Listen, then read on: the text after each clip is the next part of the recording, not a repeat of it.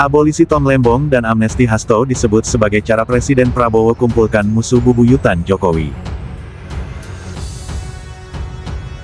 Saya, Rocky, dan Jumhur memberikan saran kepada Prof. Dasko tentang urusan Tom Lembong dan urusan Hasto. Kemarin itu kira-kira kapan? Ya kemarin siang ya. Kemudian Pak Dasko bilang, tenang Bang, malam ada perubahan besar-besaran, ada yang mengejutkan ya. Jadi kita bilang ini harus diselesaikan segera. Memang urusan Tom Lembong dan Hasto ini kan menjadi persoalan yang menyita masyarakat. Betul.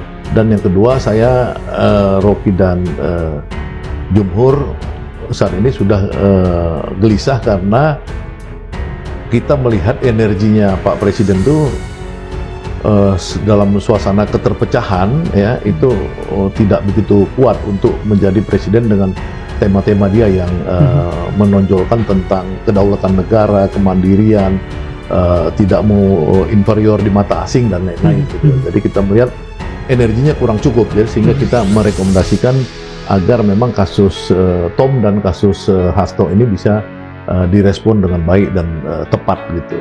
Jadi di situ aja keterlibatan kita. Kalau keterlibatan dia dengan urusan pertemuan dengan Bu Mega dan lain-lain, saya nggak tahu. Lembong ini pasti nggak akan dapat abolisi kalau Presiden Prabowo Subianto tidak punya kepentingan politik untuk merangkul PDIP dan Megawati sehingga memberikan amnesti kepada Hasto.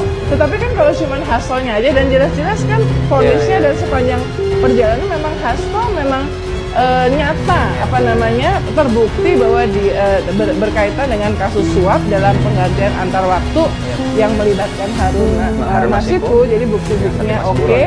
Meskipun kemudian tentu saja kalau setiap kali melibatkan politisi, apalagi politisi elit di partai, ya selalu ada ini adalah karena menjadi berseberangan dengan pemerintahan, dalam hal ini sebelumnya pemerintahan Presiden Jokowi ya. Dan sama menyangkut Pak Tom Lembong juga sama kan, ini kan prosesnya udah ditahannya itu dari 29 Oktober. Jadi Pak Tom ini ditahan lebih lama nih ketimbang Hasto ya. Kan seorang presiden tuh jarang-jarang mengeluarkan kata-kata, apalagi abolisi itu kan nggak tahu kapan pernah ada abolisi. Betul. Amnesti nggak tahu kapan pernah ada. Kalau gerasi sih karena permohonan dari. Kalau amnesti kan dulu zaman-zaman Habibie pemberontakan juga. Habibie pernah mengeluarkan Sri Bintang, Dita Indasari apa segala amnesti kan. Tapi kalau abolisi hampir nggak ada, misalnya seperti itu, ya kan. Nah, kenapa presiden menggunakan itu? Karena dia itu kan nemuak juga. Dia udah ngasih gaji kenaikan hakim gajinya dinaikin 280%. Jaksa-jaksa sudah dibina, dikasih kekuasaan lebih besar untuk nangani korupsi apa segala gitu. Kenapa nggak? Lu ini gimana sih gitu loh? Kalau aku jadi presiden kira-kira gitu. Tidak misalnya lebih ini ya. Ya saya bukan tidak setuju ya, karena saya juga melihat bahwa dari semula ini adalah urusan politik misalnya. Tapi tidakkah misalnya presiden juga berpikir justru hakim-hakim yang katakan saja masih bisa di-remote dari luar itu yang kemudian juga dapat sanksi lah atau apapun namanya. Kan lebih. Bukan, ini kan bukan soal sanksi. Ini kan ada orang di dalam penjara. Ya, yang dia ini terkait dengan sebuah kekuasaan dan sebuah kelompok. Kekuasaan itu namanya Megawati. Artinya mereka ini sebuah partai yang besar. Kuat lah, besar ya, betul. Dan mewakili satu paham tadi. Kalau Tom Lembong dalam satu komunitas. Jadi bukan personal korupsi sebagai misalkan birokrasi atau menteri apa gitu, enggak. Ini yang ada satu komunitas besarnya, dan itu membutuhkan yang saya bilang tadi, ketika ada peristiwa Trump dan Prabowo, yang Prabowo merasa sebagai bangsa kok kita jadi kecil gitu ya. Ya dia butuh dia butuh orang-orang yang mengajarkan dia, berdiskusi sama dia tentang spirit of fighting, spirit of freedom, spirit of resistensi terhadap negara-negara kapitalis seperti Trump, Amerika ini. Nah kalau dia nggak ada, dia cuma ketemu Erlangga, ketemu Bahlil, ketemu ini, di mana energinya? Nggak ada. Betul. Di mana orang-orang seperti itu punya energi? Sri Mulyani yang ketika dari Indonesia dituduh senturi oleh Amerika ke World Bank, ya? World Bank ditarik begitu aja. Jadi kan dia agen-agen asing yang ada di Indonesia nih semua. Ya kan? Nah Prabowo kan harusnya punya agen-agen Indonesia yang dia Betul. buat dia asing gitu loh. Kebalikannya. Kalau kata Mbak Bibip, ini tuh merupakan sebuah bentuk fenomena politisasi hukum yang dibereskan dengan politik lagi.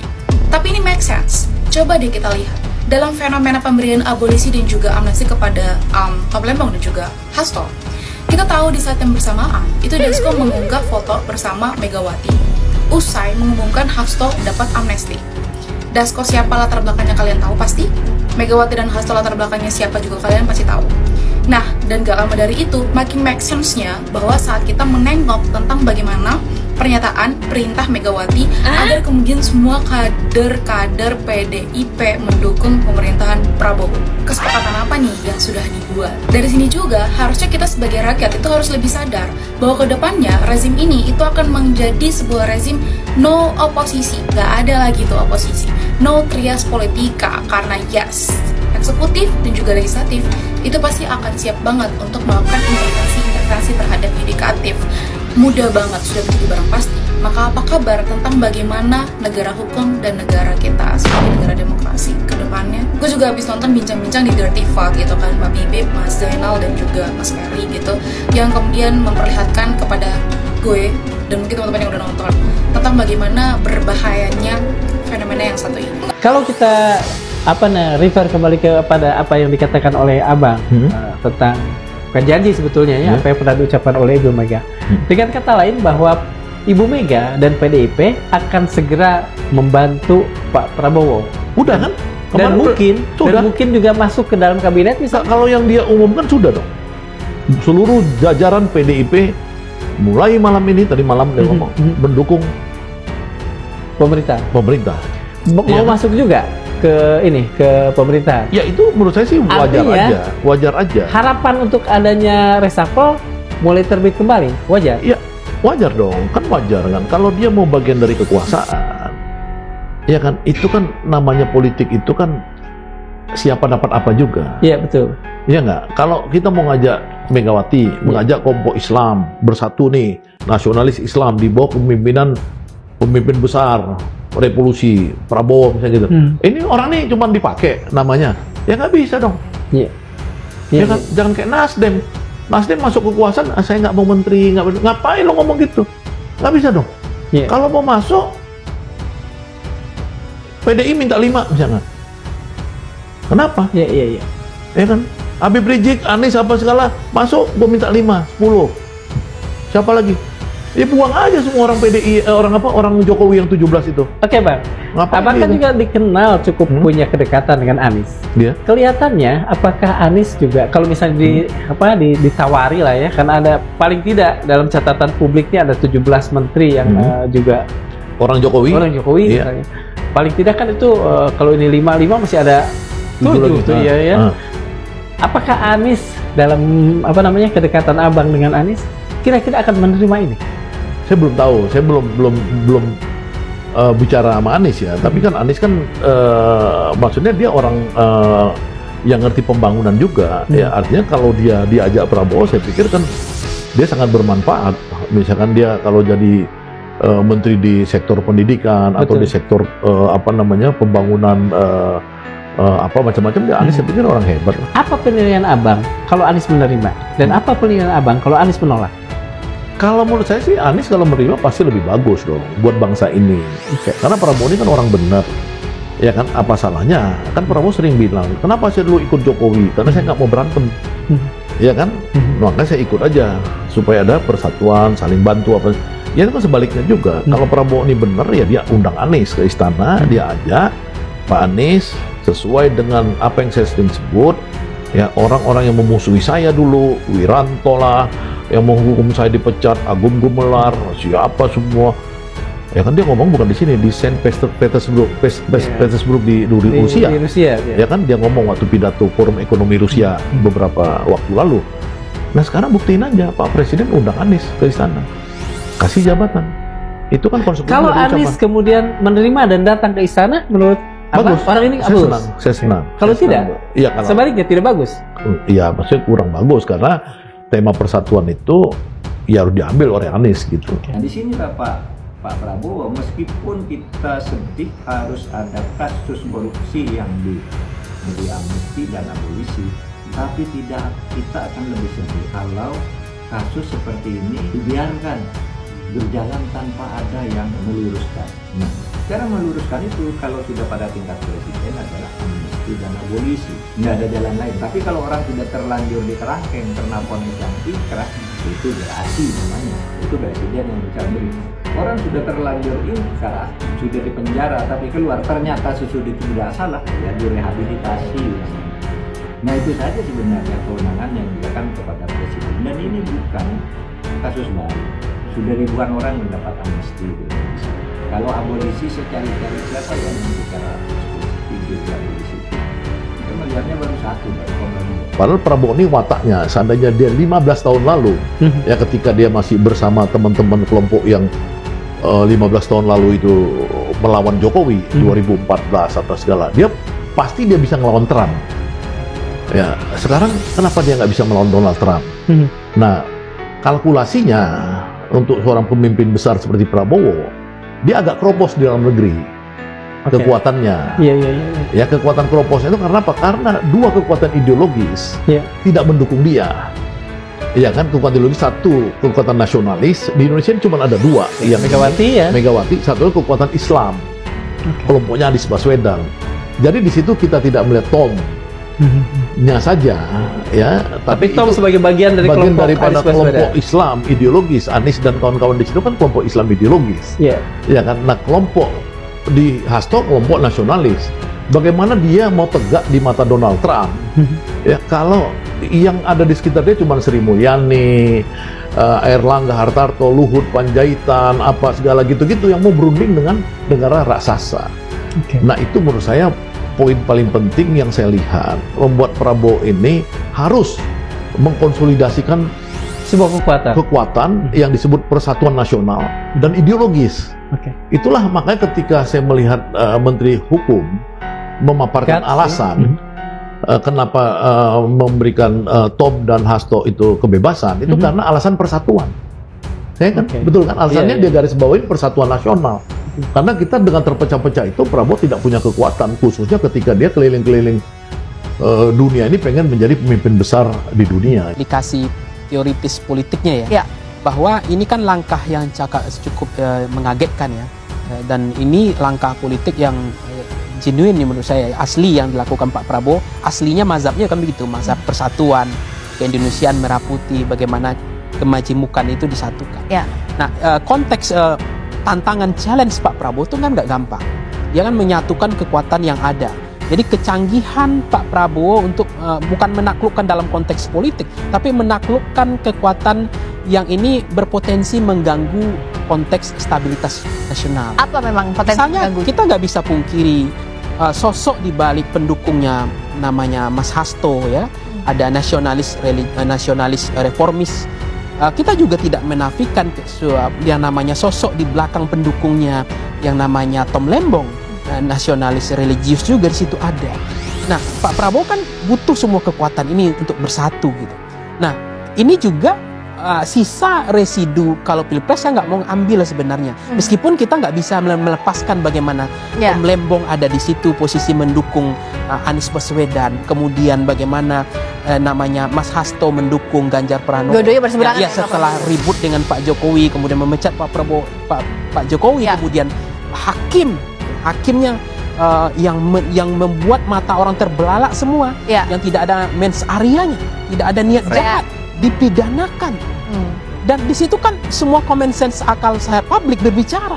Ada apa? Nah, disitulah kepiawaian kemahiran Pak Prabowo, termasuk mungkin Prof. Dasko membaca ini nggak boleh dibiarkan, ini teori kesadaran palsu. Dan itu membenarkan bahwa kegelisahan publik membaca ini. Nah, itulah memulihkan trust publik dalam konteks ini. Beliau bukan dalam konteks abolisi digunakan sebagai kartu as untuk menertibkan atau mendisiplinkan elit, tidak. Tapi ini kan momentum yang tepat juga bagi beliau untuk menampar keras, untuk memberikan sindiran sindiran keras, tamparan halus kepada termasuk hakimnya, ya kan? Termasuk pesanan politiknya mungkin yang diduga bisa iya bisa tidak, ya. Kemudian Pak Prabowo mengambil peran di situ bahwa ini tidak boleh dijadikan ada ikhtiar politik yang luar biasa waktu momentum yang tepat ini untuk mengatakan keynote. Tidak ada waktu yang tepat. Harus diakhiri bahwa hukum tidak boleh dijadikan sebagai alat kekuasaan. Nggak boleh jadi komoditas politik, nggak boleh jadi komoditas kekuasaan. Nah, itu yang dimanfaatkan oleh Pak Prabowo dalam konteks ini membaca. Dan itu kan butuh kontemplasi dan dia minta pendapat ke DPR juga. Rekonsiliasi inilah yang kemudian menjadi dominan, menjadi raison d'être dari pembebasan luar itu. Iya dong, itu sebenarnya kan udah kelihatan lama. Ya, berkali-kali memang Prabowo berusaha untuk mendekatkan diri dengan kelompok nasionalis ideologis dan kelompok Islam. Ya, kelompok Islam itu dari awal misalkan Dasko coba menggalang, ya, termasuk saya lihat dengan Habib Rizik ketemu berapa kali dengan Pak Egy apa segala gitu ya, berusaha menggalangkan gitu. Tapi kan kemudian gagal karena misalkan kelompok lama, kelompok Jokowi ini masih dominan dalam menggendong, membonceng Prabowo ini, meskipun itu konsekuensi dari yang saya sering sebut sebagai kudeta merangkak, Prabowo berkuasa melalui mereka. Tapi kan ini kan kemudian menyusahkan, karena apa? Karena jumlah power realnya kurang sebagai sebuah bangsa gitu loh. Jadi wajar kemudian mereka terus mengejar. Kan kita lihat kan Dasko misalkan tadi disebutkan oleh Pak Darmawan mengupload di Instagramnya, jadi bukan pengetahuan bisik-bisik, itu secara publik dia kasih tunjuk, ini gua berunding nih, gua yang hasilan pembebasan ini. Memang Dasko adalah motor daripada pemberian amnesti dan abolisi sejak awal. Pemberian abolisi untuk Tom Lembong dan amnesti untuk Hasto Kristianto terus menjadi diskursus.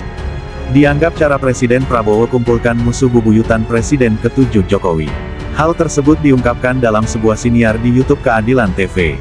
Obrolan antara psikolog forensik Reza Indagiri dengan Yan Kuryawan dari Drone Empirit. Mulanya, Yan mengatakan keputusan Prabowo memberi amnesti dan abolisi itu membuat pihak Tom Lembong dan Hasto melebur di dunia maya. Buat saya itu canggih, kata Yan dikutip Senin, tanggal 4 Agustus tahun 2025. Ia lalu memaparkan visualisasi dari data sentimen di media sosial terkait isu tersebut. Hasilnya, menunjukkan adanya reaksi yang natural. Betul-betul reaktif, imbuhnya. Namun yang menarik, kata dia, dilihat dari visualisasinya berwarna hijau. Dalam artian sentimen kepada yang memberi amnesti dan abolisi positif. Positif kepada yang memberi amnesti dan abolisi. Ke Presiden Prabowo, terangnya. Di sisi lain, disebutkan bahwa isu tersebut disertai dengan kemarahan. Tapi bukan kepada Prabowo, melainkan ke penguasa masa lalu. Terhadap Jokowi udah. Itu tinggi banget, ucap Yan. Marahnya ke Pak Jokowi dan penegak hukum di era Pak Jokowi, tambahnya. Hal tersebut, kata Yan menunjukkan, baru terjadi oposisi di sebuah rezim, tapi yang disasar adalah pemerintahan sebelumnya. Baru kali ini ada pemerintahan. Oposisinya itu bukan kepada presidennya, tapi presiden sebelumnya, pungkasnya.